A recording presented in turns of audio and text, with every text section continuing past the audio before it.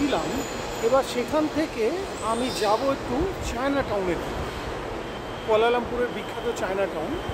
China টাউনটা আমি পাবো হচ্ছে একটা খুব নামকরা জায়গা এখানকার, তাকে বলে বুকিট বিনতাং।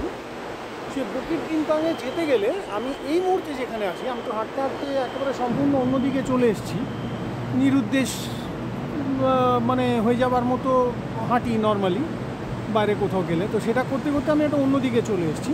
এখন এখান থেকে একটা ট্রেন স্টেশনে এসছি, কিন্তু এই ট্রেনটা অন্য। এটা কিন্তু আমাদের মেট্রো নয়, এটা ওপর দিয়ে যায়, এটা ওপর দিয়ে যাওয়া ট্রেন। যদিও সবগুলো র্যাপিড কেল, কিন্তু এই ট্রেনটা অন্য। আর যে স্টেশনটায় আমি আছি সেটার নাম হচ্ছে বান্দারায়া। এবার এই বান্দারায়া থেকে আমি একটা এই ওপর দিয়ে যাওয়া ট্রেন ধরবো, ধরে এমআরটি।